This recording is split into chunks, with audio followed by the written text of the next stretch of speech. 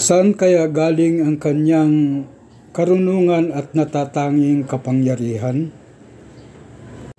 Welcome to my channel, ang Kuya Nanding M. Please like, share, and subscribe. Ang akin channel ay tungkol sa biblical, inspirational, and life experiences at motivational. Pagbasa sa mabuting balita mula kay San Mateo, chapter 13, verses 54 to 58. Pumunta siya sa kanyang bayan at nagturo sa mga tao sa kanilang sinagoga. Namangha sila at nagsabi, "Saan kaya galing ang kanyang karunungan at natatanging kapangyarihan? Di ba't siya'y anak ng karpintero?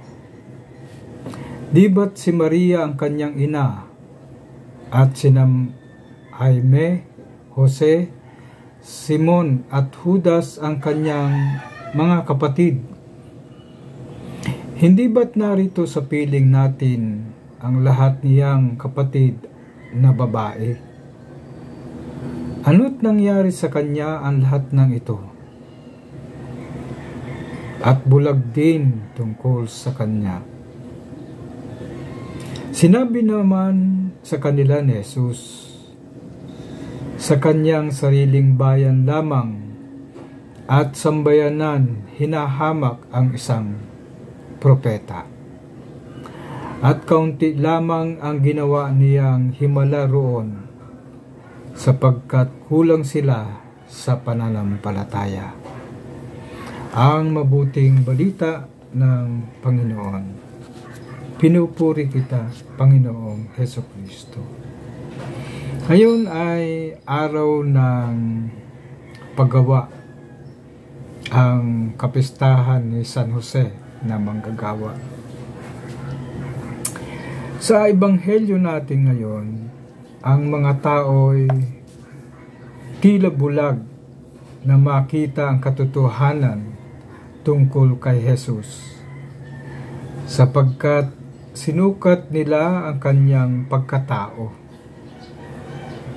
Sinabihan na, di ba't siya ang anak lamang ng isang karpintero? So ang tingin sa isang karpintero ay mababa. Si Maria at kapatid niya na sina Jaime, Jose at Simon at Judas. So tinitingnan ang kanyang katauhan sa kanyang pagkatao. Sa ating pang-araw-araw na buhay, lalo na sa larangan ng paggawa, hinahamon tayo na manindigan at matutong sumalungat sa agos ng mga illegal at mga korap na sistema sa trabaho. Lalo-lalo na ngayon sa panahon ng eleksyon. Ilang araw na lang at eleksyon na naman. Ang daming naglilipana na mga scammer. At kahit ako ay nabiktima dito sa gawain ito. Nag-o-offer sila ng tila magagandang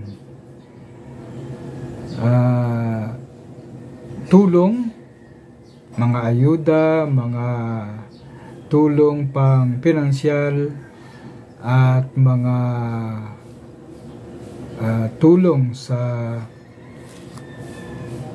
pangkabuhayan. Pero sa likod pala nito ay mga scammer at mga walang kabuluhan at sinisira lang ang iyong platform. Napakagandang pagnilayan natin ang katangian ni San Jose sa araw na ito.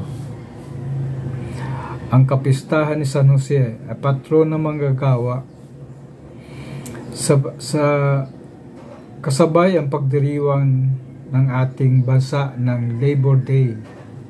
Kaya sa mga manggagawa dyan, Happy Labor Day sa inyong lahat.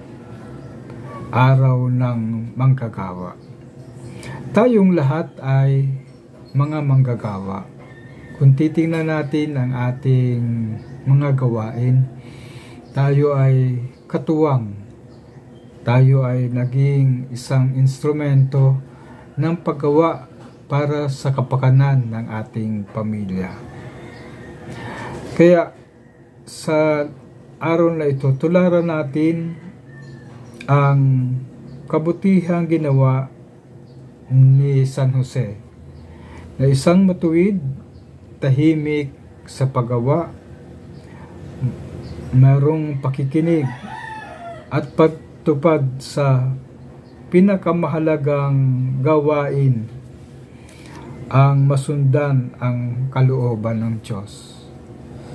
So ang paggawa ay isang karangalan at isang dangal. Tayo ang katuwang ng Diyos sa gawain ito.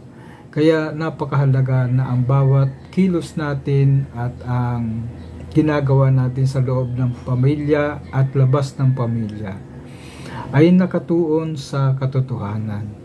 Kaya ngayong darating na eleksyon, pag-isipan natin at pagnilayang mabuti ang mga taong iluluklok natin sa kapangyarihan, na sana'y isang lingkod at sa kapakanan ng bayan, kapakanan ng magandang pamilya at sa kabutihan ng lahat.